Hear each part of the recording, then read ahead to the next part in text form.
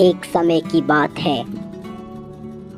दादी और पोतियां एक साथ रहती थी। एक का नाम था नेहा और दूसरी का नाम था स्नेहा। नेहा और स्नेहा के माता पिता की कार एक्सीडेंट में मौत हो गई थी। नेहा और स्नेहा बहुत अच्छी पढ़ी लिखी थी। नेहा और स्नेहा ने मास्टर की डिग्री की थी। अब उसकी दादी उन दोनों का रिश्ता करना चाहती थी, उनकी शादी करना चाहती थी। पहले तो नेहा और स्नेहा मना कर देती हैं, पर फिर दादी की ओर देखकर मान जाती हैं। दादी ने उनके लिए दो अच्छे लड़के ढूंढे थे, तो दादी कहती है कि तुम उन दोनों लड़कों को देख लो, तुम्हें जो पसंद आए उनसे शादी कर लेना, यदि ना पसंद आए तो और लड़के देखे जाएंगे। नेहा कहती है, नहीं दादी, जो आप पसंद करेंगी हम उनसे शादी कर लेंगे। तो स्नेहा कहती है, जी दादी, हम जो आप पसंद करेंगे वही कर लेंगे। नेहा यह नहीं बताती कि उसका एक लड़के के साथ चक्कर चल रहा है। नेहा चुप कर जाती है। रात को जब नेहा और स्नेहा एक दूसरे से बात कर रहे थे तो नेहा ने यही कहा उससे। सुबह हो जाती है। सुबह वे दोनों रात वाली बात पूरी करने के लिए एक सुंदर से बाग में आते हैं, जहां वो रोज जाती हैं। स्नेहा नेहा को कहती है, स्नेहा, मेरा एक लड़के के साथ चक्कर चल रहा है, मैं उससे शादी करना चाहती हूँ, मैं उससे बहुत प्यार करती हूँ। तो नेहा कहती है, तुम्हें दादी को बता देना चाहिए, दादी हमारी जरूर सुनेगी, वो हमसे बहुत प्यार करती हैं। पर नेहा कहती है, यदि दादी ना मानी तो उन्होंने मेरा रिश्ता कहीं और तय कर दिया तो वो गुस्से हो गए तो नेहा कहती है, कोई बात नहीं, तुम्हें ये दर्द सहना पड़ेगा, तुम्हें जाकर दादी को बता देना चाहिए। तो स्नेहा कहती है, अच्छा चलो ठीक है, मैं दादी के पास चलती हूँ।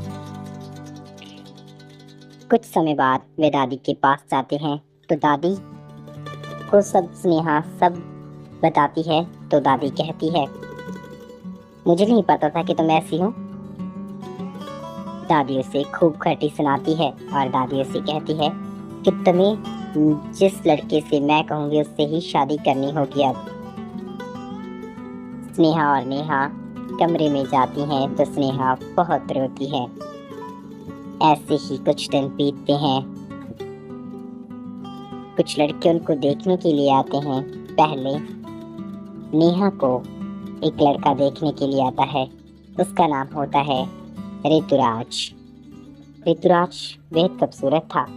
स्नेहा की उससे शादी तय कर दी जाती है क्योंकि दादी नहीं चाहती थी कि उसकी इज्जत रुल जाए। तो स्नेहा की शादी ऋतुराज से हो जाती है। उसके बाद दूसरा लड़का नेहा के लिए आता है, उसका नाम होता है राहुल। राहुल असल में स्नेहा का बॉयफ्रेंड होता है। स्नेहा और राहुल पहले ही एक दूसरे से मिल जाते हैं, पर लेकिन राहुल की शादी नेहा से हो जाती है। कुछ दिन बाद उन चारों की शादी एक दूसरे से हो जाती है। नेहा की शादी राहुल से और स्नेहा की शादी ऋतुराज से। वे दोनों बहुत अच्छे से रहने लगते हैं। स्नेहा अब सब कुछ भूल गई थी, अपनी एक सुंदर जीवन व्यतीत करने लगी थी। स्नेहा और ऋतुराज बहुत अच्छे लगते थे एक दूसरे के साथ। वे अब पति पत्नी बन चुके थे। स्नेहा राहुल से प्यार करना छोड़ चुकी थी। उधर राहुल नेहा को बहुत तंग करता था, उसे बहुत परेशान करता था। नेहा बहुत तंग आ चुकी थी। नेहा हर रोज उससे झगड़े की और करवाती और करती।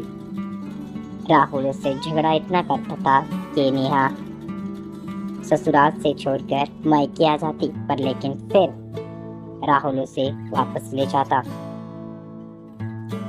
बहुत समय बीतता है। नेहा प्रेग्नेंट भी हो जाती है। राहुल उसे कहता है कि ये मेरा बच्चा नहीं है, पर लेकिन नेहा कहती है ये तुम्हारा ही बच्चा है।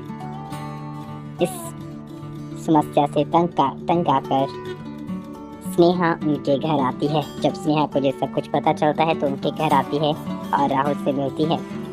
तो स्नेहा कहती है, राहुल तुम मेरी बहन पे इतना तंग क्यों कर रहे हो? मेरी उसकी क्या गलती है? सब गलती मेरी है, मैंने तुम्हें छोड़ दिया। उसकी क्या गलती है? तो राहुल कहता है तुम्हारी ये सब गलती है, मैं उसे छोड़ूंगा नहीं, तुम्हारा दर्द मैं उसे दूंगा। तो स्नेहा कहती है प्लीज ऐसा मत करो, तुम ऐसा करोगे तो मुझे भी तकलीफ होगी। तो राहुल कहता है होने दो, अब वो प्रेग्नेंट हो चुकी है, अब मैं उसे छोड़ दूंगा। तो स्नेहा कहती है ऐसा मत करो राहुल, तुम ऐसा क्यों कर रहे हो? तो कुछ दिन बीतते हैं। नेहा अपने मायके आ जाती है। उसकी दादी उन दोनों का तलाक करा देती है। नेहा के लिए एक अच्छा लड़का ढूंढने के लिए दादी उसे कहती है कि तुम्हें जो पसंद है उससे शादी कर लो नेहा। पर लेकिन नेहा कहती है दादी मुझे कोई लड़का पसंद नहीं है, यदि आप किसी से शादी करवाना चाहती है तो करवा दें, नहीं मैं आपकी सेवा में ही यहीं बैठी रहूंगी। दादी कहती है नहीं बेटा, मैं तुम्हारी शादी जरूर कराऊंगी। तो पास के गांव में से एक लड़का था जिसका नाम था अगम। वह बड़ी उम्र का था, पर लेकिन नेहा की उससे शादी करने के लिए दादी मान जाती है। कुछ समय बीतता है।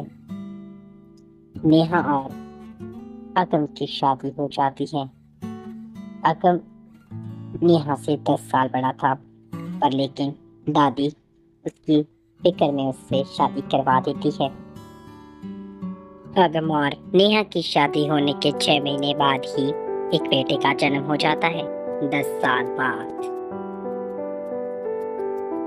नेहा और अगम बहुत खुशी से रहते हैं। 10 साल पहले उसने राहुल के बेटे को भी स्वीकार कर लिया था।